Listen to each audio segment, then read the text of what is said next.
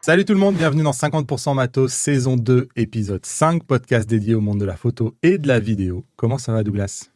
Ça va super, et toi ? J'espère que tout va bien. Ouais, écoute, ça va. On s'ennuie pas là, c'est la fin d'année, il y a énormément de choses à faire, mais ça va. J'imagine que toi non plus, tu t'ennuies pas. Ouais, on est en pleine préparation. Pareil, des 2 mois les plus importants de l'année, le Black Friday qui arrive, les fêtes de Noël. Donc voilà, c'est des moments toujours très très stimulants. Ouais. Donc il y a eu 3 semaines là sans podcast parce que c'était jour férié vendredi dernier. Nous on tourne le vendredi, mais on est de retour. Et au sommaire, on va voir que il y a des nouveautés de partout, chez Nikon, chez Canon, chez Sony. Je vais vous liker les 7 prochains produits DJI et vous expliquer la dinguerie de comment ils ont été découverts. Comme chaque année, on va débriefer toutes les interviews qui ont été faites par Phototrend sur le salon de la photo. C'est l'occasion de décrypter les propos des uns et des autres et d'essayer d'en tirer des tendances sur le marché. On verra que DJI contre-attaque quand même, suite à son bannissement aux États-Unis.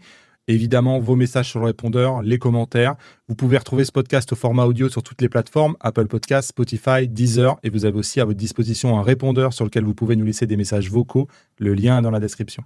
Bon, et puis une fois n'est pas coutume, on commence une nouvelle fois cet épisode avec une actualité matos et toujours chez Nikon. Nikon qui nous annonce le développement d'une optique plein format vidéo, donc Power Zoom 28-135 f4. Donc c'est quand même à noter parce que c'est la première optique plein format qui est vraiment très orientée vidéo. C'est la première optique PZ en plein format chez Nikon. Le PZ, c'est quoi ? C'est tout simplement en fait un moteur Power Zoom interne à l'intérieur de l'objectif qui permet de régler la course en fait de la focale et donc du zoom de manière électronique pour avoir quelque chose d'un petit peu plus doux que les à-coups qu'on pourrait potentiellement avoir avec un réglage manuel qu'on retrouve sur une optique photo. Concrètement, on n'en sait pas beaucoup plus. C'est pas une annonce officielle, c'est une annonce de développement. On n'a pas de prix, on n'a pas de poids, on n'a pas de date de disponibilité officielle, mais ça démontre une nouvelle fois que Nikon a une vraie stratégie sur des produits un petit peu plus orientés sur la vidéo. Ouais, je le trouve beau. Moi, j'aime bien ce liseré jaune là. Je trouve que c'est trop beau, ça, c'est la petite touche super classe. Comme l'article le dit, il y a un vrai tournant, je pense, chez Nikon. Ils ont l'air de prendre la vidéo à bras-le-corps. Le Z6 III était très, très porté vidéo quand même. Et donc, ça fait sens d'avoir les objectifs qui vont avec, qui eux aussi, c'est la seule marque aujourd'hui qui n'avait pas de vrai objectif uniquement pour la vidéo en plein format. Donc, c'est vraiment dans la logique et je pense que le fait que ça soit une annonce de développement, ce qui n'est pas si commun chez Nikon, c'est pour dire aux utilisateurs, faites-nous confiance, on est en train de travailler sur la vidéo, vous allez avoir les objectifs, si vous investissez dans le système, ça arrive. Je pense que c'est une manière de dire au marché, ça arrive. Ils ont annoncé aussi un boîtier, Nikon Z50 Mark II. Alors on est sur du capteur APS-C, on est entre guillemets, on en parlera dans les interviews tout à l'heure, sur de l'entrée de gamme, donc parce que c'est un boîtier qui vaut 999 € nu. Mais c'est un boîtier qui est bien né. Nikon, des fois, fait des choix où je vous ai dit, je ne suis pas très convaincu, la technologie n'est pas là. Là, franchement, le boîtier est plutôt bien. Alors, entre guillemets, à la limite, ce qui pourrait le faire le plus parler, c'est le capteur de 20,9 millions de pixels. Certains diront, oh là là, c'est même pas 24. Franchement, ça fait aucune différence dans la réalité entre 21 et 24. C'est un super capteur qu'ils utilisent depuis très très longtemps parce qu'il date de l'époque des réflexes. Mais c'est un excellent capteur, franchement, c'est pas là où est le nerf de la guerre aujourd'hui. La qualité d'image n'évolue plus depuis vraiment longtemps maintenant. Donc, on a notre écran qui est orientable. On a un capteur, on a un boîtier qui ressemble pour le coup à tous les boîtiers Nikon avec une vraie prise en main, un grip. La particularité de ce modèle-là, et c'est rigolo parce qu'on voit que c'est quand même une tendance du marché, c'est d'avoir un bouton pour ce qu'ils appellent les picture style ou picture control, enfin les simulations de films. Picture control, Picture control, le nom chez Nikon. Donc pour avoir un rendu d'image différent avec des différents styles qui sont directement à votre disposition pour pas avoir besoin de faire du RAW. Hello Fuji. Hello Fuji, c'est clair. Oui. Mais ils ont raison, c'est quelque chose qui est hyper tendance sûr. Et qui plaît. Donc c'est une super bonne idée de l'avoir mis. Pour le reste, on est sur une vraie ergonomie Nikon. Je pense qu'il convient aussi bien à un débutant qu'à un expert pour un boîtier B. On a un port micro, on a un port casque, ce qui veut dire que ce boîtier-là, il est aussi excellent pour la vidéo. Il est capable de faire de la 4K 30 haute qualité. Il est capable de faire de la 4K 50 avec un crop de 1.5. Donc, on a quand même de la 4K 50, même si c'est avec un crop. On a un port HDMI, un port USB-C. Le seul truc, évidemment, qui manque dans cette gamme-là, c'est la stabilisation. Mais elle manque, j'ai envie de dire, à tous les boîtiers de ce segment-là. Il n'y a aucun boîtier dans ce segment-là moderne qui a la stabilisation. Ici, il a le viseur. Contrairement à un Fuji X-M5 qui fait l'impasse sur le viseur, ici, on a un joli viseur en plus d'avoir un joli écran, mais on n'a pas de joystick. Ils ont fait le choix de ne pas mettre de joystick. Et puis la grosse nouveauté aussi de ce Z52, c'est l'autofocus qui peinait un petit peu sur le Z50 première version. Là, on récupère en quelques mots l'autofocus qu'on a sur un Z8. Hein. Tu m'arrêtes si je me trompe, Damien, mais on récupère la même techno et paradoxalement, par rapport à un Z6 III où en termes de détection, on n'a pas la détection oiseau, on l'a sur ce Z52. Donc c'est quand même une belle évolution. Après, moi, content de le voir arriver, ce Z52, pardon. Parce que moi, il y a un truc que j'adore sur ce produit, c'est sa prise en main. Je trouve que le produit, il est en termes de form factor, il est hyper intéressant parce qu'il a une très bonne poignée. On l'a vraiment bien en main, mais tout en restant quand même compact et léger. Ce qui manque aujourd'hui à Nikon, quand on regarde Canon avec son R7, où ils ont un vrai produit APS-C orienté animalier sport, ça pêche encore un petit peu chez Nikon. Est-ce que c'était ça ? C'est pour moi pas encore le cas parce qu'effectivement il nous manque la stabilisation, mais le positionnement prix est hyper intéressant. Oui, non, on n'est pas sur un APS-C haut de gamme, hein, parce que par exemple par rapport à un Canon R7, on n'a pas de joystick, on n'a pas la stabilisation, on n'a pas 2 ports de stockage, on n'a pas une rafale à 30 images par seconde. Donc clairement, il reste de la place chez Nikon pour faire un vrai APS-C haut de gamme, mais c'est déjà pas mal. Hein. Quelqu'un qui à la fois veut en faire un boîtier B ou veut débuter pour moins de 1000 €, il a un produit qui est moderne avec un super autofocus. En vidéo, je ne l'ai pas dit, hein, mais il fait de la 4:2 10 bits. Il fait du N-Log, contrairement à son prédécesseur.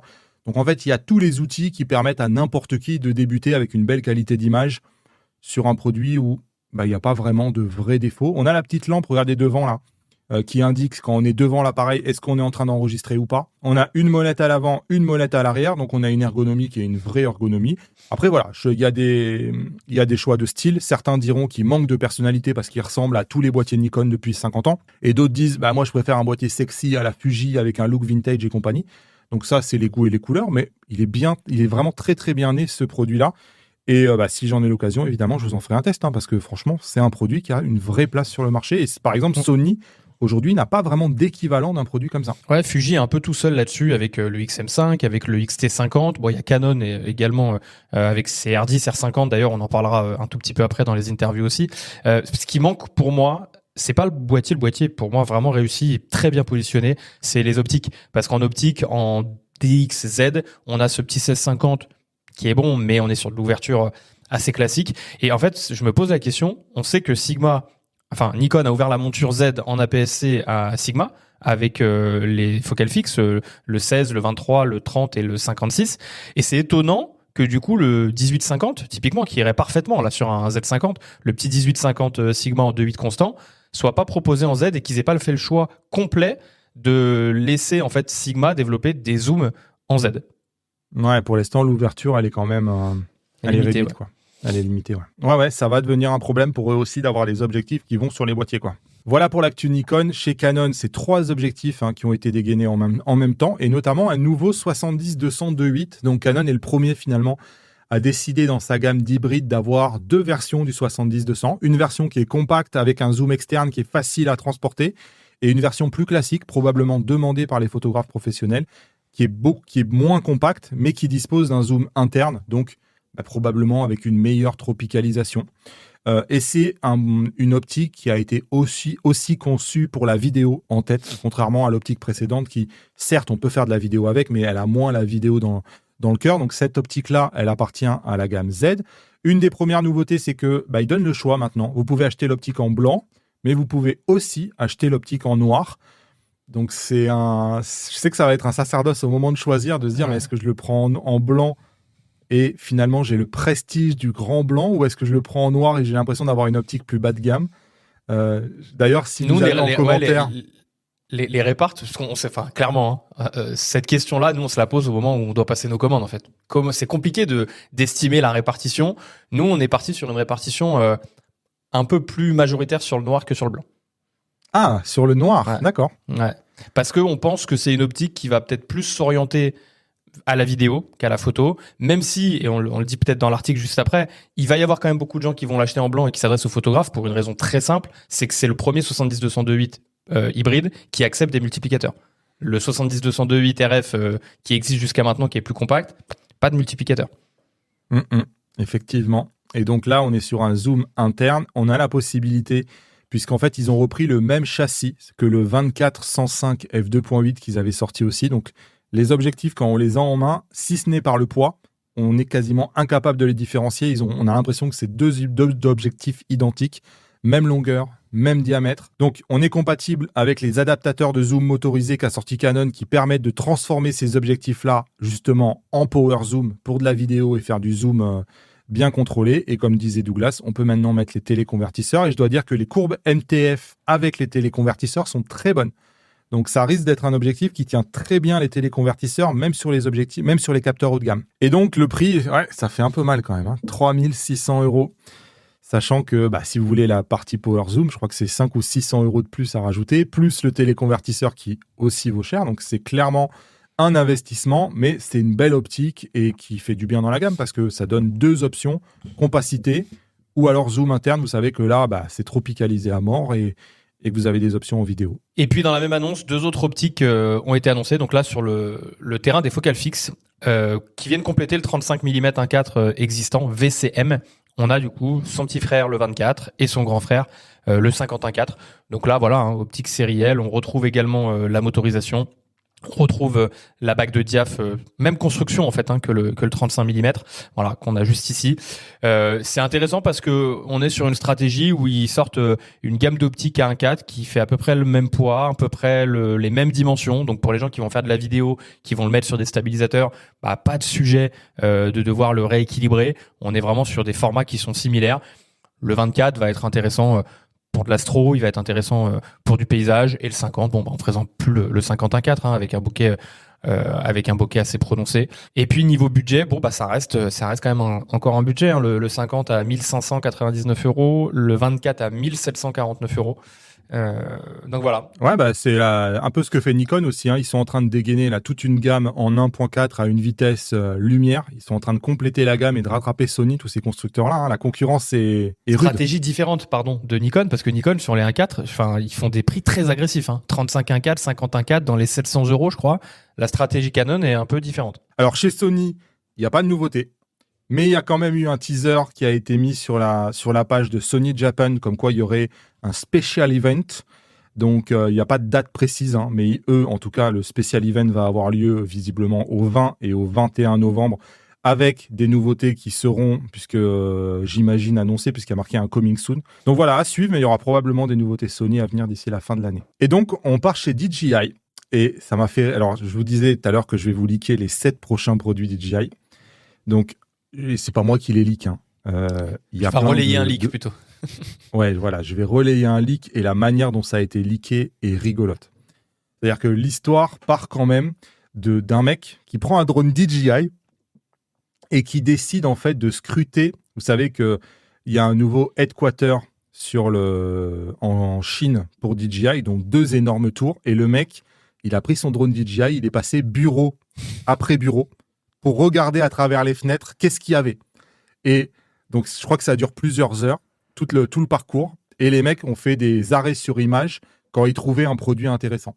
Et à partir de ces screenshots-là, ils arrivent à voir du Mavic 4, ils arrivent à voir du Mavic 4 Pro, ils arrivent à voir du RS4 Mini. En fait, tous les prochains produits DJI directement pris dans le headquarter de chez DJI par un drone DJI à l'extérieur. Donc, quand même un truc un peu rigolo, y compris des prototypes sur lesquels il y avait eu l'année dernière des dépôts de brevets, mais on s'était dit, c'est juste un dépôt de brevet. Et en fait, tu t'aperçois que dans les bureaux, ces produits-là, ils les ont.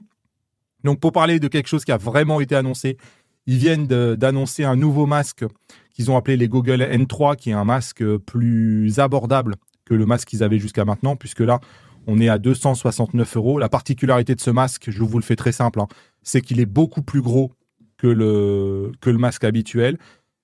C'est un inconvénient parce qu'au moment de le transporter dans le sac, c'est quelque chose qui va prendre beaucoup plus de place. Mais ça peut être un avantage parce que notamment, il y a la place pour les lunettes. Contrairement à l'autre qui est ajusté et sur lequel vous devez enlever vos lunettes, régler et compagnie. Ici, vous gardez vos lunettes, vous pouvez mettre directement le masque en plus de vos lunettes. Donc limite, moi je ne l'ai pas testé ce masque-là, mais c'est quelque chose presque qui m'intéresserait plus que l'autre parce que je peux garder mes lunettes et donc je peux avoir le masque à ma vue à moi. L'autre produit a priori qui va arriver, c'est ce qu'ils appellent un DJI Mic Mini. On pense à ce que fait actuellement Rode. On a l'impression d'un tout petit micro carré, donc qui va exister visiblement en blanc ou en noir. Alors je ne sais pas, est-ce que ça va faire du 32 bits ou pas, moi j'ai aucune info là-dessus. Mais on voit le design avec l'attache intégrée, la possibilité de lier. On imagine tout l'écosystème DJI habituel, mais ça va faire. Ça a l'air encore bien plus petit quand même sur les photos. Quand tu prends la photo là de la jeune femme là sur le col, tout petit, c'est vraiment petit, ouais. Ouais, il a l'air pour le coup vraiment mini, quoi. Donc on voit que visiblement, voilà, il va y avoir sa petite boîte de chargement, il va y avoir ses petites bonnettes. Donc je pense qu'encore une fois, DJI va se faire déjà que les micros DJI sont très très utilisés. Je pense que ça, c'est un produit qui va avoir du succès. Parce que visiblement, là, il parle de $69. Je ne sais pas si ça va être converti en euros à ce prix-là, mais on parle de quelque chose qui risque d'être abordable. Ouais, là, il s'attaque au marché plus universel. Là. C'est-à-dire que là, ils sortent de la niche photo, vidéo. Ils vont sur exactement. Très TikTok, très micro-trottoir, etc. Facile à installer, à des prix très très bas. Ouais, là, c'est vraiment grand public. Et moi, je trouve intéressant parce qu'il y a un vrai besoin. Et il faut un truc petit, léger, discret et pas cher. On a aussi, alors plus rigolo, ce que je vous disais, il y avait un brevet l'année dernière qui avait été lancé comme quoi ils allaient se lancer dans les aspirateurs. Vous savez, les robots aspirateurs qui sont dans nos domiciles. À l'époque, c'était un brevet qu'ils avaient appelé ça le DJI Romo. Et on pensait que ce produit-là n'existait pas. Et le mec qui avec son drone, a scruté les bureaux, a trouvé ce produit-là dans les bureaux de DJI. Donc, ça pose encore d'autres questions parce que certains disent, bah oui, mais putain, maintenant, on va avoir des robots connectés chinois. Les Américains, déjà, ils veulent pas des drones. Mais là, maintenant, on va avoir des robots connectés chinois avec des caméras et des radars et du lidar directement dans les maisons. Bon, je digresse, mais c'est un peu les débats qu'il y a eu sur les réseaux suite à ces produits-là. Bon, après, il y a d'autres produits un peu moins qui intéresseront probablement ceux qui font du FPV, comme ces O4 Air Unit, qui a priori sont en train d'arriver aussi. On parle aussi d'un DJI Osmo 360. Donc DJI se lancerait dans le marché comme Insta360, avec la X3 et la X4. DJI aussi aborderait ce marché-là. Et enfin, le RS4 Mini, qui a priori est dans les tuyaux et arrive très prochainement. Donc voilà, tous ces produits-là, ils ont été spotés par le drone dans la tour DJI. Et on se dit quand même, mais comment ils n'y ont pas pensé avant? Pourquoi ils ne se sont pas protégés contre ça?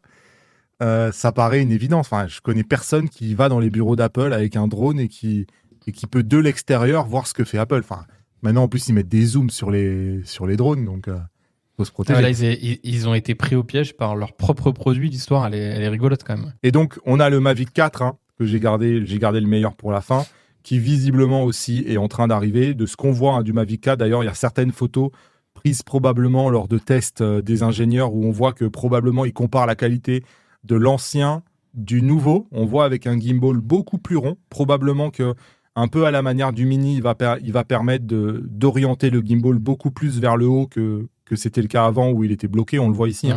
Là, je pense qu'il pourra s'orienter vers le haut comme un Mini.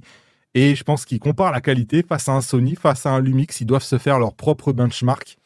Donc voilà, j'imagine que ça aussi, ça va arriver un jour ou l'autre. C'est probablement des produits qui arrivent dans les 6 prochains mois, tout ça, pas dans les 3 prochaines semaines, puisque là, on est directement dans le headquarter chez DJI. Et on reste en Chine avec Viltrox, qui a annoncé un objectif quand même très en vue, un 135 mm 1.8, qui un peu malgré lui a fait polémique. Alors l'objectif a l'air très très bien.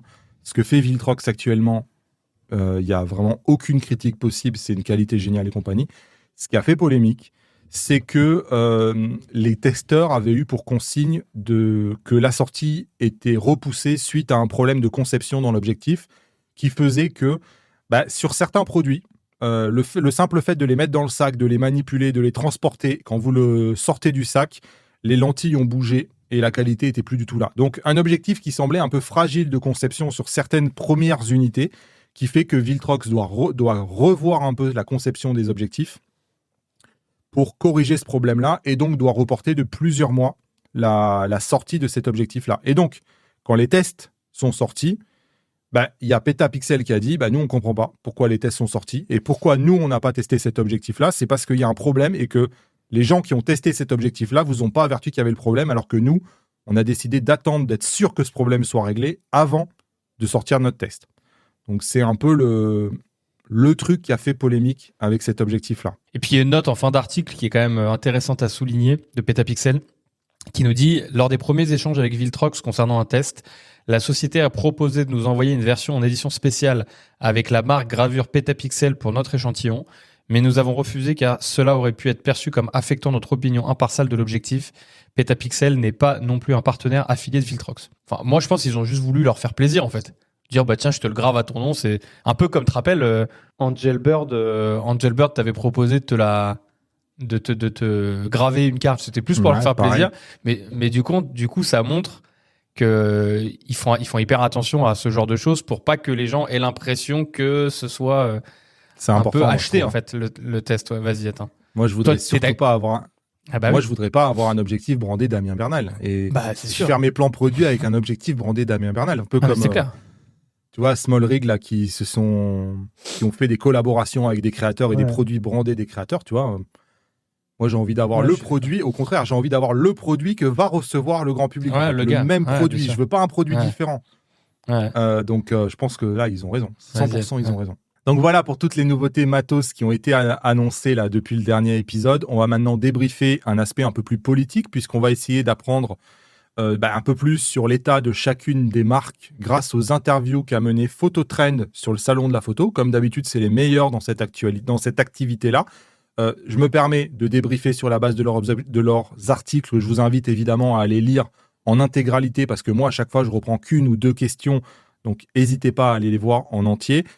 Je laisse toujours 2 à 3 semaines entre la publication et le moment où moi j'en parle parce que c'est normal, c'est leurs articles et je voudrais surtout pas leur voler le moindre lecteur. Je pense que déjà c'est un travail pas évident que fait Damien et toute l'équipe Phototrend de trouver les questions sur lesquelles potentiellement ils vont pouvoir peut-être avoir des briefs d'informations ou d'essayer d'aller chercher quelques secrets ou quelques chiffres. C'est pas évident, je pense, à préparer. Donc en termes de bilan, 38 823 visiteurs en 2024, c'est une progression de 2,5% par rapport à l'année précédente. On va pas se mentir, les organisateurs s'attendaient à une hausse plus importante, ils espéraient vraiment atteindre au moins les 40 000 visiteurs. Pour autant, tout le monde constate, et ça fait partie du bilan, que les allées et les stands étaient souvent difficilement fréquentables et qu'en fait, on se rend compte que l'événement pourrait avoir atteint les limites du site sur lequel il est installé sur la Villette. C'est la première fois qu'il y avait autant de marques. Il y avait 171 marques qui étaient présentes alors qu'il n'y en avait que 125 l'année dernière. Donc, il y avait probablement aussi plus de stands. Et pourtant, il y avait Panasonic qui était absent. Donc, on se demande un peu comment ils vont faire. Je veux dire, il n'y a pas la place, je pense, pour accueillir plus de monde et plus d'exposants. Donc, ils sont probablement arrivés à... Je ne sais pas s'ils sont arrivés aux limites de cette formule-là. Mais ils ne peuvent pas aller beaucoup plus loin dans ce lieu-là. On commence par Canon avec une interview avec Claire-Anne Devillard, qui est directrice marketing de Canon France. C'est rigolo de vous parler de tous ces gens-là qui ont été interviewés. C'est les gens avec qui, moi aussi, je travaille à longueur d'année. Et c'est des gens avec qui on a des relations professionnelles tout au long de l'année pour négocier les produits, pour négocier les lancements et compagnie. Donc, Claire-Anne, elle a été interrogée sur plein de sujets classiques. Et la première question que j'ai retenue, elle concerne l'iOS R1. Certains observateurs ont qualifié le R1 de R3 Mark II, notamment parce que sa définition moins élevée que ses concurrents est un peu surprenante, quoi. Et la réponse de Canon, c'est que c'est le marché qui rétablira la vérité. On verra les chiffres de vente et ça qui fera la réalité. Et elle dit que pour l'instant, le constat est positif. Je te pose la question à toi, Douglas. Est-ce qu'en magasin, toi, tu as l'impression que ce R1, c'est un best-seller ? Non, c'est pas un best-seller. Après, on est sur une niche, on est sur les produits les plus haut de gamme, donc c'est pas ça qui vont drainer les plus gros volumes. Après, je suis d'accord avec ce qu'elle dit. C'est les chiffres du marché. Le marché a toujours raison. C'est eux qui rétabliront la vérité. Eux, pour l'instant, ils disent que le constat est positif. Nous, à notre niveau, pour l'instant, je suis pas aussi catégorique qu'elle. Moi, je trouve que il n'y a pas un engouement qui est incroyable. Alors, bien sûr qu'il y a des commandes, heureusement, mais il n'y a pas un engouement qui est pour moi à la hauteur. C'est inférieur à la sortie du R3 il y a 4 ans. Ouais, c'est pareil. En termes de volume, c'est en dessous, mais du coup, c'est quand même un produit qui est quand même plus cher également, donc c'est à le mettre dans la balance. Après, à peine, non côté marque, t'as quand même deux. Enfin, il y a deux vitesses d'analyse, c'est-à-dire que les marques aujourd'hui, ils font leur lancement, les magasins commandent leurs produits. C'est la première commande. Là où vraiment tu vois si le produit marche, c'est la fréquence à laquelle les magasins et les revendeurs vont passer leur deuxième commande. C'est-à-dire que c'est la fréquence à laquelle ils vont repasser des commandes parce qu'ils ont vendu les premiers. Donc eux, de leur côté, le lancement, pour l'instant, il est bon parce qu'effectivement, ils ont eu des commandes parce que c'est l'annonce officielle et que les produits vont arriver. Maintenant, il faut voir à quelle fréquence, combien de temps on va mettre pour vendre les stocks de la première commande. Et je reprends l'exemple Sony, je me souviens sur l'Alpha 9 III, pareil, le lancement était bon sur les commandes. ça a mis plus de temps à ce que les deuxièmes commandes arrivent parce que les produits sortaient pas tant que ça. Donc attention. Clarins a été la seule à donner des vrais chiffres. Et ça, moi perso, j'apprécie, j'aime toujours ça. Donc la question posée, c'est quelles sont les gammes qui marchent le mieux, hein. Quelle part de marché occupe aujourd'hui la marque sur le marché du plein format notamment. Un truc qui m'a étonné, l'iOS R50, donc on parle d'un produit très entrée de gamme quand même chez Canon, hein. Le R50, c'est le boîtier le plus vendu aujourd'hui sur le marché de janvier à août 2024. Et elle dit que la moitié des produits dans le top 10 des ventes sont des Canon, d'après GFK. Ouais, ça a toujours été la force de Canon. Ils étaient très forts en réflexe sur des produits primo-accédants, entre guillemets, entrée de gamme, des boîtiers réflexes. Le 2000D, ça a été un gros succès en volume sur le marché. Ils ont réussi à capter ces gens en hybride et je trouve que c'est les seuls à avoir réussi à le faire aussi bien. Sony, sur de très entrée de gamme, ils sont pas là. Nikon non plus. Enfin, en tout cas, pas au niveau de Canon. Après, du coup, c'est moins révélateur quand même, je pense, de notre niche. Alors, je parle de nous, IPLN, mais même, je pense, des gens qui nous écoutent, qui sont aujourd'hui des gens quand même assez avertis. Le R50, pour moi, va s'adresser vraiment à la personne qui veut acheter un appareil photo et qui n'est pas particulièrement un aficionados des produits et de la photo. Il achète un... Oui, en fait, quand il rentre en magasin, cette personne-là, il ne sait pas qu'il veut un R50. Il ressort avec un R50 surtout, probablement parce qu'il est conseillé. Donc, probablement dans une grande surface ou dans une Fnac ou parce qu'il a acheté un prix. Ouais, c'est exactement ça. C'est aussi parce que parfois ils savent pas ce qu'ils veulent acheter, mais ils savent combien ils veulent pas dépenser et ils savent combien ils veulent dépenser. Donc à un moment donné, Canon a eu l'intelligence de mettre des produits dans ces gammes de prix là, et c'est une stratégie réussie parce que voilà, d'après Clarins, c'est le produit le plus vendu sur le marché. Donc ça, évidemment, on imagine que c'est très grand public. Canon précise aussi que le R5 Mark II est arrivé numéro 1 des ventes à la fin du mois d'août, mais ça c'est normal, c'est un produit qui venait de sortir. Et ensuite, elle donne des chiffres, ce qui est quand même assez rare. On le verra dans les autres interviews. Sur les 12 derniers mois, donc on a un marché pour elle qui est globalement stable, plus 3% en volume, moins 1% en valeur. Et l'info, moi, qui m'intéresse, c'est que a dit que Canon a vendu environ 100 000 boîtiers hybrides sur la période. Donc là, dans les 8 premiers mois de l'année, c'est pas mal, je trouve, moi, 100 000 boîtiers. Alors, je sais pas si c'est la France, l'Europe ou le monde, d'après toi. Pour moi, c'est la France. Je le précise pas, mais pour moi, ça me paraît être la France. Un paquet de boîtes quand même, hein, c'est bien. 100 000 comme ça fait beaucoup. Après, ramener ça par mois et par jour, on a fait le calcul là en 2 secondes, ça fait 400 appareils photo vendus dans la journée, Canon. Ça me paraît, il y a quand même beaucoup de points de vente, hein. Il y a beaucoup de magasins, il y a des sites internet, il y a des gros sites. Ouais, moi, ça me paraît OK. OK. Et elle donne aussi des chiffres sur les objectifs. Donc, en l'occurrence, elle dit qu'il s'est vendu 120 000 objectifs sur la période. Donc, on voit qu'ils vendent plus d'un objectif par boîtier. Ouais, ça c'est intéressant, c'est ce que les marques appellent le taux d'attachement. Ça veut dire c'est le rapport entre le nombre de boîtiers vendus et le nombre d'optiques vendues. Et là, on a un taux d'attachement de 1,2 du coup, 120 000 optiques pour 100 000 boîtiers. Je fais des arrondis, mais ouais, c'est intéressant. Et elle précise que c'est 107 millions d'euros.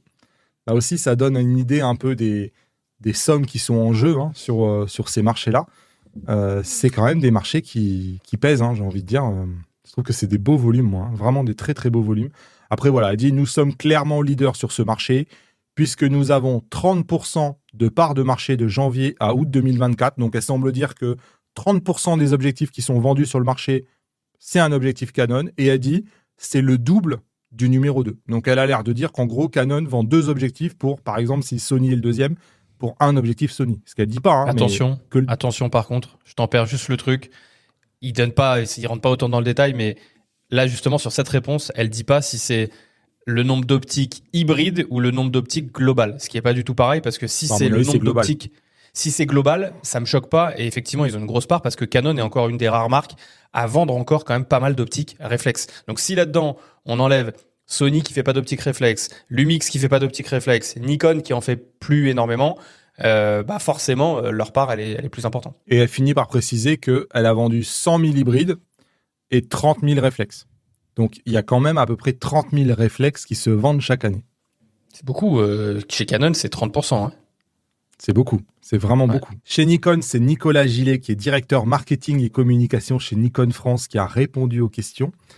Alors, parmi les questions que j'ai retenues, il y a le fait que une des particularités de Nikon sur ces salons-là, c'est de proposer le prêt de matériel sur le salon.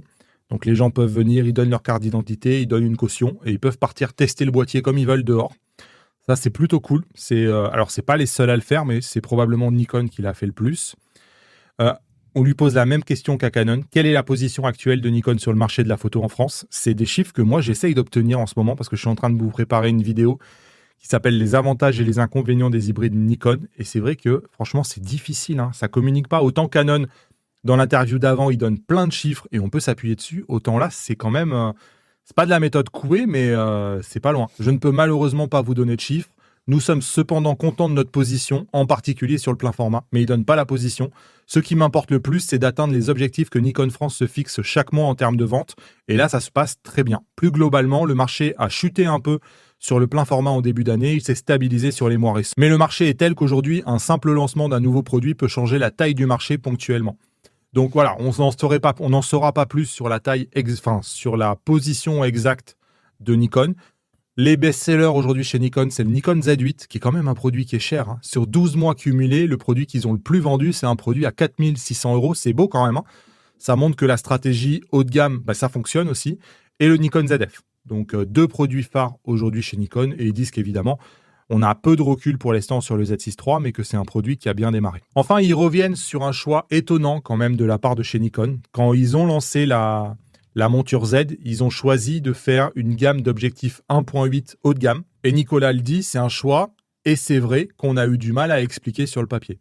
Parce que on avait des objectifs qui étaient incroyables d'un point de vue optique, mais c'est vrai qu'habituellement, un objectif 1.8, c'est un objectif qui fait un peu plus de compromis sur la qualité. Et là, maintenant, ils sont en train de faire l'inverse, c'est-à-dire qu'ils sont en train de sortir maintenant une gamme d'objectifs 1.4, mais sur lequel ils ont fait des compromis sur la qualité. Alors qu'habituellement, la gamme d'objectifs 1.4, c'est un objectif sur lequel il n'y a aucun compromis. Donc c'est vrai que là, il ne répond pas, et il le dit lui-même, cela ne répond pas directement à la question. Il ne répond pas directement à la question, mais c'est vrai que c'est un peu, ça crée la confusion, je trouve. On a des 1.8 haut de gamme et on a des 1.4 qui sont avec des compromis. Là, par contre, donc moi, très content qu'ils sortent du 1.4, mais moi, je me mets juste à la place des clients qui vont arriver face à une vitrine où ils vont voir du 1.4 moins cher que du 1.8. Faut l'expliquer après. C'est pas hyper clair quand même. Mais par contre, moi, j'adore ces petites optiques 1.4 parce qu'elles sont pas très très chères. Elles sont hyper compactes et légères. Maintenant, c'est comment le faire cohabiter avec les 1.8 existantes. Ça va pas être hyper évident. Bon, ensuite, chez Nikon, vous savez, ils ont une spécialité d'être très très bons aussi sur la robotique, d'être capable de robotiser leur boîtier. Bon, ils reviennent là-dessus. On n'y revient pas en détail. J'ai juste envie de reprendre cette photo-là, puisque Nicolas dit que cette couverture de l'équipe avec l'équipe de judo et Teddy Riner a été prise grâce au robot de chez Nikon. Donc c'est une belle photo et j'avais pas cette info-là. Allez, on va chez Sony avec Fabrice Abuaf, qui est chef de produit senior IP et S chez Sony France. Alors, je l'adore Fabrice, il sait. Mais là, on a l'impression qu'il a passé une année plus compliquée que d'habitude. Clairement, la question c'est est-ce que l'année 2024 est une bonne année chez Sony ? Chaque année apporte son lot d'intérêt et de réussite, car les défis évoluent constamment. Il n'y a pas toujours des grandes annonces, mais il y a différents segments à développer. Il n'existe pas de mauvaises années, seulement des années où l'on s'adapte avec des bons défis et de la bonne énergie. Donc, on comprend à demi-mot que l'année de Sony n'a pas été une année faste en nouveautés, ce qui est la vérité. Je pense qu'encore une fois, il y a des cycles. Ouais, on l'apprend pas, effectivement, on s'en rend compte. Il n'y a pas eu beaucoup de produits. Par contre, moi, c'est comme ça que je le traduis. Effectivement, ça traduit le fait qu'il n'y a pas eu beaucoup de nouveautés, mais que l'année, peut-être les performances de Sony sont quand même bonnes, malgré un manque de nouveautés. Et moi, c'est un peu mon analyse. L'année avec Sony, en termes de vente et de volume, ça a été encore une bonne année, malgré le fait qu'il n'y a pas eu de nouveautés. Donc moi, je trouve ça plutôt positif. Ouais. Après, lui dit, nous restons les leaders en France et en Europe sur le marché des hybrides plein format. Bon, on va pas revenir là-dedans, mais on a toujours Sony et Canon qui disent tous les deux qu'ils sont leaders. Il y en a forcément un des deux qui ment, j'en ai aucune idée de lequel. Non, ils ont peut-être tous les deux raison. Il y en a peut-être un qui parle en leader en volume et l'autre leader en valeur, mais du coup, ils ne le précisent pas. Mais peut-être qu'ils ont tous les deux raison. Mais... Donc, en tout cas, le produit qui vend le plus chez Sony, c'est encore l'A7 IV, malgré que aujourd'hui, c'est un produit qui est vieillissant et qui appelle forcément un renouvellement dans les mois qui arrivent. La question, est-ce que l'A9 III a trouvé son public ? La réponse, puisqu'elle n'est pas oui, c'est non. Moi, c'est comme ça que je le traduis. La réponse, c'est toujours difficile de répondre à ce genre de questions. L'A9 III est un boîtier pionnier. Donc, on comprend que probablement, ça a été difficile pour l'A9 III. Et vous, je crois que c'est ce que tu disais tout à l'heure en magasin. Après les premières précommandes, ça a été un peu plus difficile. Ça n'a pas été... Ça a été un peu plus compliqué. Ça n'a pas été un boîtier volumique, quoi. Ouais, par contre, je reviens juste sur l'A7 IV. Alors, quand tu dis il est vieillissant, je suis d'accord et pas d'accord. Oui, il est vieillissant parce qu'il a bientôt 4 ans, je crois. Donc, on s'attend peut-être l'année prochaine à un A7 V. Par contre, en fait, ça reste toujours le produit le plus vendu sur le marché et un produit qui a encore une super cote et d'intérêt chez les utilisateurs photo-vidéo parce que dans ce segment-là, dans ce prix-là, encore aujourd'hui, il n'y a pas beaucoup mieux. Donc, technologiquement, oui, il est entre guillemets vieillissant, mais quand t'enlèves ce côté technologique geek, on a tous envie d'avoir des nouvelles specs sur les produits, machin, t'arrives, t'as tant de budget, tu veux un produit photo-vidéo polyvalent, pour moi, ça reste encore à ce jour l'une des meilleures options. Ouais, je suis d'accord, bien sûr. Les produits, ils se périment pas là parce qu'ils ont 3 ou 4 ans. Hein. C'est des excellents produits. Et puis, il a une monture hyper riche en objectifs avec un choix que personne n'a, avec Sigma, avec Tamron. C'est un excellent deal aujourd'hui sur le marché. Ensuite, on lui parle des JO et notamment, finalement, est-ce que l'A9 III a été majoritairement utilisé par les photographes Sony lors des Jeux Olympiques ? La réponse, on comprend que ça a été partagé entre l'Alpha One et l'A9 III et que l'A9 III n'a pas pris toutes les parts de marché de l'Alpha One et que il y avait clairement des photographes qui voulaient l'un et des photographes qui voulaient l'autre, ce qui est assez normal. Après, dans les réponses qui suivent, on lui demande évidemment, est-ce qu'il va y avoir un A7 V qui va venir ? Est-ce qu'il va y avoir un remplaçant de l'A7S III, de la FX3 ? Énormément de questions sur le futur et je ne vous lis pas les réponses parce que évidemment, il ne peut rien dire parce que ils annonceront quand ça sera l'heure d'annoncer et c'est bien normal. Ce qu'on peut dire, c'est que évidemment, l'année a été un peu calme, mais ça annonce énormément de nouveaux produits à venir dans les mois qui arrivent. Et probablement que dans un an, il va nous dire qu'il a été débordé par une actualité qui aura été très très chargée, quoi. Donc c'est des cycles. Ouais, moi je crois une grosse année d'actualité produit Sony. A7 V, peut-être FX3 Mark II. Il y a un événement là dont on parlait juste avant, fin novembre. Qu'est-ce que c'est ? Est-ce que c'est un boîtier haut de gamme ? On ne sait pas. Est-ce qu'il y aura de l'optique ? Moi, je crois qu'il y aura effectivement une grosse actualité Sony pour l'année prochaine. Et ça laisse présager des choses sympas quand même. Et j'avais pas vu les bannières IPLN in Paris. Ouais, c'est vrai. Tout à l'heure. Ouais, elles sont là. Écoute, content des 2 premières semaines de lancement, ça se passe plutôt bien. Donc voilà, Parisiens, si vous nous écoutez, venez nous voir. On va chez Fuji avec Franck Bernard, directeur de la division photo chez Fujifilm France. J'ai bien aimé son interview avec plein de trucs intéressants. Alors, on lui demande évidemment c'est quoi la part de marché de Fuji. Il dit qu'il ne peut pas répondre parce que les chiffres GfK, qui sont un peu les chiffres qui répertorient tous les chiffres des magasins, enfin de la majorité des magasins pour avoir une tendance de marché, cible pas, elle ne fait pas de statistiques spécifiques à la PSC. A priori, elle fait une statistique pour le plein format et une statistique pour tout ce qui n'est pas le plein format. Donc en fait, ça mélange la PSC, le moyen format, le micro 4 tiers. D'après ce que je comprends, c'est un peu tout mélangé. Et lui, il dit, sur tout ce qui n'est pas plein format, on a environ 40% de part de marché. Il reprend une question en disant il faut faire attention aux mots parce qu'un boîtier à 1 000 €, à mon sens, n'est pas un entrée de gamme. C'est un boîtier qui est plus accessible. Alors après, les mots ont un sens. C'est-à-dire que fondamentalement, comme il n'y a pas de boîtier moins cher que ça, c'est l'entrée de la gamme, quoi. Mais c'est pas pour ça que c'est des boîtiers qui sont cheap, quoi. C'est la connotation négative qui retransmet le côté entrée de gamme. C'est plus ça qu'il voulait dire, je pense, effectivement. Ce qu'il dit, c'est que ils se sont rendus compte en fait qu'il existait une vraie demande sur ce segment de prix-là, notamment auprès des jeunes. Et lui, il dit que le smartphone est devenu un tremplin vers ce type de boîtier, tant en termes de prix que de public. Et parmi les trucs qu'il dit, c'est qu'il s'aperçoit que les nouvelles générations sont très complexes. Parce que les jeunes ne pratiquent plus la photographie de la même manière que leurs parents ou que leurs grands-parents. Ils ne vont pas acheter les mêmes appareils. Tous les types de profils se rencontrent. Il y en a certains qui sont de plus en plus attirés par le design vintage et il y a d'autres qui se posent de vraies questions sur l'intelligence artificielle. Donc, on va avoir des profils de clients qui ne vont pas chercher la même chose. Et il dit bien, les tendances et les demandes sont parfois contradictoires. Et lui, il prend l'analogie de la musique. Il dit...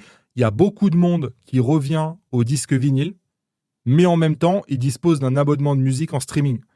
Et il dit, voilà, aujourd'hui, et je vous le disais tout à l'heure sur le Nikon Z50, qui ressemble à un appareil photo classique, c'est vrai qu'un jeune qui va avoir envie d'un appareil photo qui se démarque avec un design particulier, qui rappelle un peu du vintage, parce que pour lui, ça fait plutôt cool, ça fait design et ça fait pas vieux, le vintage. C'est quelque chose qui est noble pour un public jeune, aujourd'hui, c'est sûr qu'il va plutôt choisir un produit Fujifilm qui va se démarquer sur ça. Et à l'inverse, il y a un autre public qui ne sera pas du tout intéressé par ça, quoi. Ouais. Ils ont le ZFC aussi, Nikon. Dans ce ouais, eux aussi, ils jouent sur ça. Et le ZF, qui, nous l'ont dit tout à l'heure, a cartonné cette année. Donc, on voit et probablement que ça s'adresse à deux publics complètement différents. Bon, ensuite, on lui pose la question. Fujifilm vient de renouveler son 1655 f2.8. Il a perdu 37% de taille et de poids. Et il n'y a pas de mystère. Il dit ces progrès sont dus aux avancées en matière de R&D.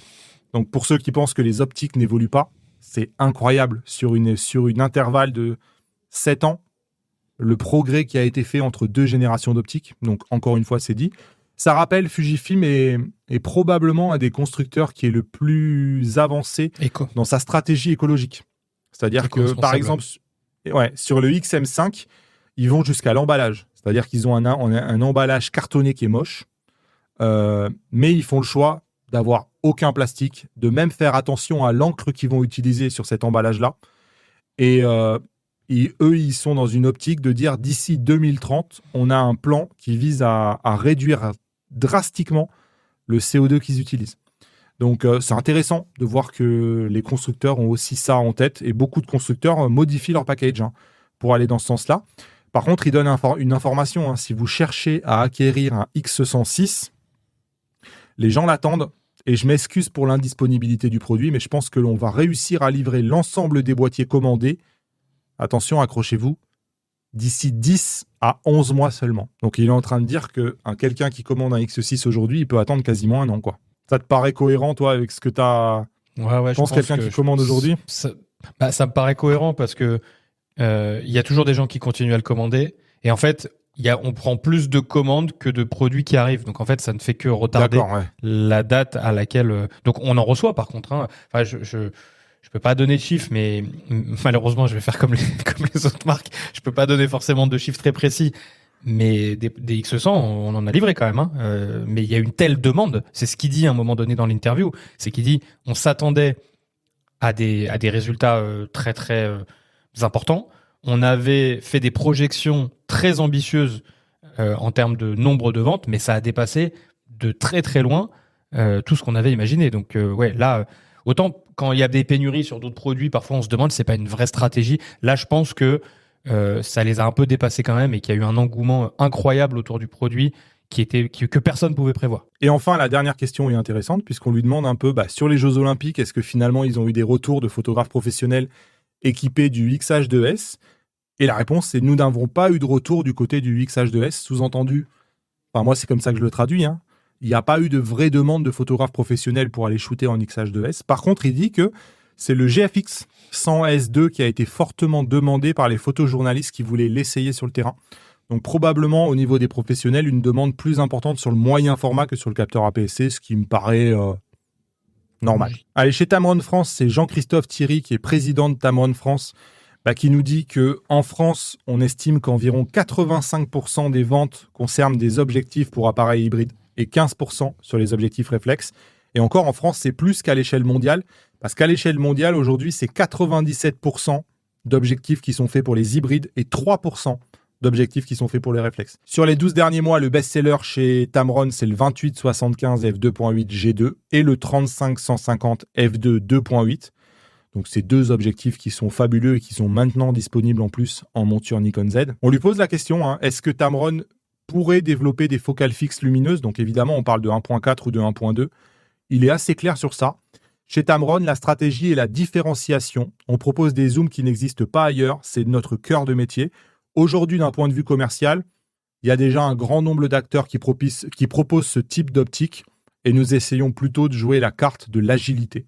Donc, on comprend qu'a priori, il n'y aura pas de gamme de 1.4 ou de 1.2 chez Tamron. Chez Sigma, c'est Foucault Prové, qui est directeur général de Sigma France, qui répond aux questions. Alors, évidemment, la grosse nouveauté de l'année pour Sigma, c'est l'arrivée d'objectifs APS-C en monture Canon RF. Bon, il lui est posé la question un peu de savoir comment s'est construit le partenariat. On imagine bien que c'est des détails qui ne sont pas publics. Mais il dit quand même que c'est davantage nous qui sommes allés vers Canon. Donc Sigma a évidemment très très intéressé, je pense, d'aller faire des optiques chez Canon, qui est aujourd'hui un des leaders du marché. C'est probablement le plus gros marché à prendre après celui de Sony. Donc c'est une bataille qui est importante. Après, comme il est inscrit, hein, c'est Canon un peu qui décide des objectifs qui vont être déclinés, quoi, et qui va dire au cas par cas oui ou qui va dire non et qui va décider du calendrier. Bon, il dit que l'accueil qui a été fait aux premiers objectifs Canon est vraiment excellent et c'est pas étonnant, hein, parce que c'est comme chez Nikon. Hein. Ils ont des super boîtiers APS-C, mais si on n'a pas les optiques qui vont avec, notamment ce 18-50 f2.8 qu'a Sigma, c'est vrai que c'est moins intéressant d'avoir le boîtier. Parmi les choses qu'il dit, il dit que il se souvient d'avoir lu un article en 2022 dans la presse économique qui disait que le marché des influenceurs représente 150 000 personnes qui vivent de ce travail-là. Et donc, ça veut dire 150 000 nouveaux clients pour les marques. C'est donc un marché qui reste dynamique, même s'il y a une forte concurrence. Et il précise que Sigma a connu ses meilleures années historiques ces 3 dernières années au niveau mondial et en France. Donc, ça va plutôt très bien, hein, chez Sigma, puisqu'ils vont année finalement record sur record. Bon, il précise évidemment que aujourd'hui, c'est la monture E qui porte probablement la majorité du chiffre d'affaires de Sigma, mais il faut absorber chaque année le fait qu'ils vendent moins d'objectifs pour réflexe, et notamment pour réflexe Canon et réflexe Nikon, et aujourd'hui, ils n'ont pas vraiment les équivalents pour hybride encore, mais qu'avec l'ouverture notamment de la gamme RFS, c'est un chiffre d'affaires qui est en train de se développer et des optiques qui se vendent bien. Bon, ensuite, une question qui m'a fait rire. Hein. Sur le salon, plusieurs interlocuteurs semblaient indiquer une très forte croissance côté Canon, tant du côté des amateurs que du côté des professionnels. Selon vous, la demande des utilisateurs de boîtiers Canon pourra-t-elle supplanter celle des utilisateurs Sony ? Et il répond, c'est une question un peu difficile, mais aujourd'hui, quand on regarde les parts de marché, que ce soit en valeur ou en volume et en catégorie de produits, il me semble que Canon a la part de marché mondiale la plus importante de tous les acteurs de la photo. Mais Sony a réalisé une progression assez phénoménale par rapport à l'ère des réflexes, en gros, c'est ce qu'il dit. Voilà, donc moi je l'avais pas entendu cette rumeur ou cette indication qui dit que Canon est en très forte croissance, mais ça a l'air d'aller bien, hein, chez Canon. En tout cas, je trouve que pour un acteur qui a une monture aussi fermée qu'ils l'ont et des produits aussi chers qu'ils les ont, ce niveau de performance là, il est exceptionnel. Et aujourd'hui, si je voulais avoir si c'était tout le monde avait ses cartes en main, je trouve que aujourd'hui, c'est incroyable. Avec ces prix-là et cette monture fermée-là, il suffit juste d'ouvrir un peu pour augmenter énormément les ventes. Ils ont un super jeu devant eux, quoi. Ouais, c'est clair. Moi, je pense que l'ouverture va faire encore plus vendre de boîtiers. Ouais. Chez Panas, c'est Mathilde Lecuyer et Jérémy Hoffman qui ont répondu aux questions. Alors, bon, ils reviennent encore une fois, mais moi, je ne vais pas y revenir sur le fait qu'ils étaient absents au salon de la photo. Par contre, ils précisent qu'ils vont être bien présents à Montier-Anderre, notamment. La question que j'ai sélectionnée, c'est une question qui vise à savoir un peu quelle est la position de Panasonic sur le marché photo en France. Et ils répondent, ils font pas de langue de bois. Lumix reste une marque phare en France, figurant parmi les leaders dans le domaine de l'image. Actuellement, Panasonic est la 3e marque sur le marché des appareils hybrides en France, où elle se positionne à la fois sur le segment des micro 4 tiers et du plein format. Et là, je rigole parce que donc eux, ils se disent numéro 3. Du coup, ça voudrait dire que Panasonic est devant Nikon. Sauf que j'imagine, là, ils disent sur le marché des appareils hybrides en France. Donc, sous-entendu, peut-être qu'ils combinent le micro 4 tiers dans le volume avec le plein format, alors que Nikon n'a pas le micro 4 tiers. Et que Nikon n'y parle qu'en plein format. J'en sais rien, j'essaye de décrypter. Non, mais c'est pour ça, on l'avait dit déjà l'année dernière et ça me fait sourire, mais c'est normal, ils défendent leur paroisse chacun. T'as l'impression qu'ils sont tous leaders et qu'ils sont tous numéro 1 et que les chiffres en soi, c'est ce que je dis souvent, en vrai, tu peux leur faire dire ce que tu veux. En tout cas, lui, il dit que sur les 12 derniers mois, pour Panasonic, sur le segment des hybrides plein format, ils ont connu une croissance de plus 6%. Et ça, d'après ce qu'on a vu, ça bat le marché. C'est-à-dire qu'ils ont une croissance qui est supérieure à la croissance du marché. Donc aujourd'hui, Lumix est en prise de part de marché sur ce segment. Donc ça va plutôt bien pour Lumix en France. Allez, on arrête là pour ce débrief sur les interviews. J'avais envie de faire un rapide passage sur le dossier. Vous savez, DJI est maintenant banni des États-Unis. Donc le dernier drone, le R3S, n'est pas en vente aux États-Unis. Et on se demande si tous les prochains matériels de DJI vont tout simplement pas être interdits aux États-Unis. Il y a le contexte que vous savez, avec l'élection de Donald Trump, qui probablement va pas faire les affaires de DJI, puisque ça risque d'être un opposant farouche à la Chine. DJI a répliqué et ils attaquent le Pentagone américain. Donc ils ont fait une plainte, ils poursuivent le département de la défense des États-Unis pour avoir été inscrits de manière illicite sur une liste de sociétés liées à l'armée chinoise, alors que c'est faux, etc., etc. Voilà, DJI essaye de se débattre. Il faut savoir que aujourd'hui, l'équivalent de DJI aux États-Unis, c'est une boîte qui s'appelle Skydio. C'est microscopique par rapport à la taille que peut faire DJI. Et surtout, Skydio a arrêté de faire des drones grand public. Donc, ils n'ont pas vraiment d'équivalent à ce que fait DJI. Mais il faut savoir que la Chine, en mesure de représailles par rapport à ce qui a été fait pour DJI, a décidé à son tour de sanctionner les drones de Skydio, le plus grand fabricant de drones basé aux États-Unis. Donc, il y a une guéguerre entre les deux. Je te sanctionne, tu me sanctionnes. Au milieu de tout ça... Ça n'a pas le même impact, je pense, mais ouais, ça n'a pas le même impact. C'est symbolique, mais c'est là. Au milieu de tout ça, je ne sais pas si vous vous souvenez, il y a 2 ans, Sony a annoncé que ils se lançaient eux aussi dans les drones, avec un drone qu'ils avaient appelé le Airpeak. Et Sony abandonne. Sony dit que c'est fini. Ils arrêtent complètement ce produit-là, ils arrêtent tous les produits qui sont associés, ils arrêtent le développement de tout nouveau drone. Visiblement, il n'a pas dû trouver son marché, parce que sinon, il ne s'arrêterait pas aussi vite. Mais voilà, même le soutien de ce produit-là pour les gens qui l'auraient acheté, ça s'arrête au mois de mars 2025. Donc, eux, ils disent que c'est des changements dans la stratégie de business, dans l'environnement. Bon, voilà, et en gros, ça n'a pas eu de succès, quoi. C'est vrai. Voilà. Écoute, il faut dire les traits, il faut dire les termes. Ah oui, là, oui.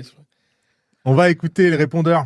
Vous nous avez laissé, je sélectionnais 2 messages. Les autres, je vous ai répondu directement. Bonjour Damien, bonjour Douglas. Merci encore pour ce podcast de grande qualité. J'aurai 2 questions aujourd'hui, une pour chacun d'entre vous. Première question, Damien, est-ce que ce serait possible que tu nous fasses une analyse de la ligne GFX de chez Fuji? Je sais qu'on te le demande et que tu l'as pas fait encore, mais vraiment, j'aimerais avoir ton avis, ton ressenti en le comparant notamment au full frame. Voilà, un épisode spécial, ça serait vraiment génial. Et enfin, deuxième question, Douglas, est-ce que la notion de location d'appareil est quelque chose qui trotte dans votre tête côté IPLN? En tout cas, merci à tous les deux pour la qualité de ce podcast et hâte d'en écouter 2 prochains. Merci. Salut Philippe, merci pour ton message. Alors oui, le GFX, c'est un serpent de mer, on me le demande tout le temps, vraiment. C'est un manque de temps, c'est pas un manque d'envie. En fait, il y a plus de produits que ce que j'arrive à tester. Là, typiquement, je suis frustré de pas vous avoir parlé du Leica Q3 J'aimerais aller vous tester le nouveau Z50 Mark II de chez Nikon. J'ai envie de vous tester le nouveau 1655 de chez Fuji. Canon vient de sortir 3 objectifs. Je veux dire, ça s'arrête pas, quoi. Mais voilà, on vient d'en discuter avec Douglas. Peut-être qu'à Noël, il y a 2 semaines de vacances. Peut-être que je pars 2 semaines en GFX. Avec l'intention au mois de janvier de débarquer avec une vidéo, 2 semaines en GFX, qu'est-ce que ça change par rapport au plein format? C'est possible. Alors dites-nous en commentaire, parce qu'il dit encore peut-être, Damien, dites en commentaire si vous voulez voir cette vidéo que vous réclamez, même en magasin. Moi, vous venez nous dire, d'ailleurs, Damien, il parle pas assez du GFX, il faudrait, je sais qu'il a envie, mais il a pas le temps. Voilà, dites en commentaire si ça vous intéresse, et en fonction des réponses, Damien prendra la décision ou pas de le faire. Ah, mais j'ai vraiment envie en plus, mais c'est dur. La balle est dans votre camp, chers auditeurs, auditrices. Bon, et toi, tu fais de la location de matériel? Alors moi, non, on fait pas de location. Alors, il y a un intérêt, clairement. Je suis convaincu que les gens qui partent un week-end ou qui ont envie de tester avant d'acheter, c'est un vrai plus. En toute honnêteté, pareil. On n'a pas le temps d'aller sur ce projet-là. On n'a pas les moyens humains aujourd'hui à mettre à disposition de ça, parce que pour avoir essayé, ne serait-ce qu'essayer, c'est vraiment un métier à part. Il y a aujourd'hui des entreprises, des loueurs, il y en a à Lyon, il y en a beaucoup à Paris, il y en a en ligne, qui font ça très très bien. C'est leur métier, c'est leur activité, c'est une expertise. De la même manière que louer du matériel, les loueurs qui ont essayé de faire de la vente, ils ont rarement réussi parce que c'est un autre métier. Des revendeurs qui font de la location de manière sérieuse, avec un gros catalogue, avec une vraie logistique, avec de la dispo, avec de la visibilité, etc. C'est un vrai métier. Et aujourd'hui, j'ai pas la volonté, et je pense qu'on n'est pas armé, c'est pas la priorité pour nous d'y aller, mais ça n'enlève rien à la pertinence de la location. Et je vous invite à aller trouver des acteurs. Moi, j'en connais en local à Lyon. Je vais citer Indie Location. Il y a des sites internet. Il y a Pix Location qui existe, qui livre dans toute la France. Il y a l'IT Share aussi, que j'ai découvert il y a pas longtemps, qui est un site internet qui met en relation des particuliers. C'est-à-dire que vous pouvez mettre sur la plateforme votre matériel, que quand vous l'utilisez pas, vous pouvez le louer. Voilà, c'est des trucs assez malins. C'est des plateformes entre particuliers qui sont intéressants. Voilà, il y a des gens qui font ça très bien. C'est pas notre cas pour l'instant, donc peut-être dans l'avenir, mais c'est pas à l'ordre du jour. Salut Damien, salut Douglas, merci beaucoup pour ce format, je vous suis depuis le début, c'est vraiment un bonheur à écouter. Donc continuez comme ça, pour les passionnés c'est génial, vraiment. Du coup moi j'ai une petite question de curiosité comme ça que je me posais, que je travaille pas vraiment en basse lumière, parce que moi je travaille surtout dans la mode, donc en studio ou même en extérieur, mais en général c'est relativement bien éclairé. J'ai pas forcément besoin de monter trop dans les ISO, mais je me posais comme ça la question. Moi je travaille avec des hautes résolutions, donc je suis sur la 7R5, le Sony A1 et le Q3 en complément. Et du coup, ils proposent le R5 et le Leica Q3, ils proposent la triple résolution, pouvoir avoir 3 tailles de fichiers, du coup 3 résolutions différentes. Et je me demandais si je me mettais par exemple, parce qu'il me semble que c'est 60, 33 et 18, un truc comme ça, les résolutions proposées.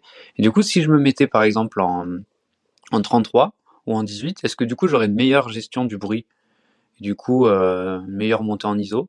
Merci Johnny pour ta question. Alors non, hein, un capteur haute résolution, il va avoir des photosites qui sont plus petits qu'un capteur qui a moins de résolution. Et on a beau changer la résolution numériquement sur le fichier RAW qui est enregistré, ça reste un capteur haute résolution. Donc non, ça équivaudra jamais par exemple à un A7S III qui a 12 millions de pixels de manière native avec des photosites qui sont larges et donc qui peuvent accumuler plus de lumière. Ensuite, on a un commentaire de Cyril, et je l'ai pris celui-là parce que c'est un commentaire qui est revenu pas mal, hein. J'avoue avoir du mal à admettre qu'on puisse encore vendre des appareils photo à 900 € sans stabilisation. Moi, ça me fait penser l'inverse de vous. On n'en a pas pour son argent. Alors, autant je comprends, autant aujourd'hui, ça n'existe pas. C'est-à-dire que dans cette catégorie de boîtiers-là, tout constructeur confondu, pour l'instant, ça passe pas. Donc, ça passe pas probablement parce que ça coûte cher, j'imagine, d'avoir une stabilisation. Donc, en soi, moi, je suis d'accord avec vous. On en voudrait toujours plus. Et pour 1000 €, on voudrait des A7 IV, des R6 Mark II et compagnie. Ça serait le rêve. Mais je pense qu'aujourd'hui, la réalité économique fait que, avec ce budget-là, aujourd'hui, la stabilisation, ça passe pas. Donc, peut-être que dans 5 ans, ça aura changé.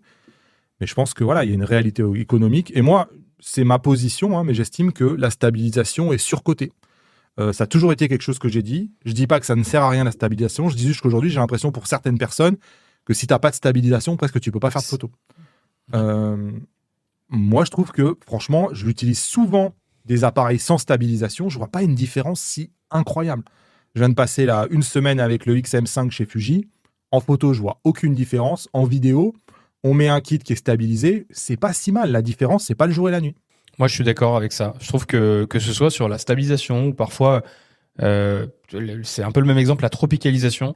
Parfois, on fait des fixettes sur des caractéristiques, attention, importantes, mais qui pour moi sont pas vitales et rédhibitoires. C'est pas parce que le produit est pas stabilisé qu'on l'achètera pas ou qu'il est pas tropicalisé qu'il faut pas l'acheter. Je pense qu'il y a plein d'autres éléments qui rentrent dans le spectre de choix. Et je suis assez d'accord avec toi, Damien. Aujourd'hui, tu mets une optique stabilisée, même si tu l'as pas sur le boîtier. Alors peut-être qu'en vidéo, effectivement, c'est mieux de l'avoir, bien évidemment, mais ça n'empêche pas de faire des photos de la vidéo, de pas l'avoir. Ouais, je suis d'accord avec ton exemple de la tropicalisation. Tu vois, le XM5, il est pas tropicalisé. Je suis tombé dans des averses à Paris, je me suis pas inquiété, tu vois. Et il allait très très bien comme s'il était tropicalisé. Je pense que j'irai probablement pas dans des ambiances extrêmes avec un taux d'humidité de malade dans la jungle et compagnie. Juste, c'est pas non plus des produits qui sont méga fragiles s'il n'y a pas ça, quoi. Donc je suis d'accord avec toi, ouais. Et bon, on peut vivre sans en tout cas, surtout dans cette gamme de produits-là. J'avais envie de terminer ce podcast par un retour. Moi, j'ai acheté la MX Creative Console là, quand elle a été annoncée par Logitech. Oh, putain, moi, je suis désolé, mais attends, mais c'est une dope ce truc. Non, mais je suis choqué. Je suis vraiment choqué. J'ai installé ça. C'est lourd, c'est mal codé. Ça demande des plugins de partout sur tous les logiciels.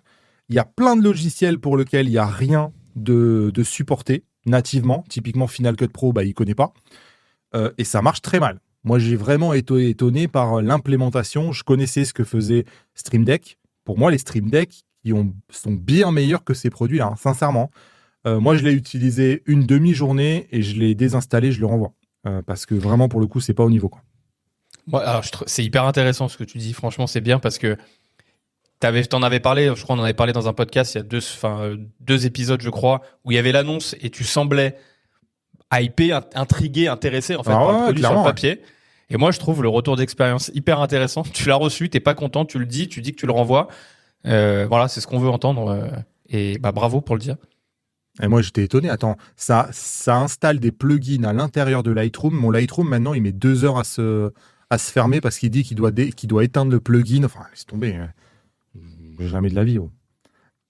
Bref, j'ai pas aimé. J'ai vraiment pas aimé. On arrive au bout de ce podcast. Pour rappel, on vous a mis en place un répondeur. Je vous mets le lien dans la description, en commentaire épinglé. N'hésitez pas à vous envoyer vos messages. On vous répond.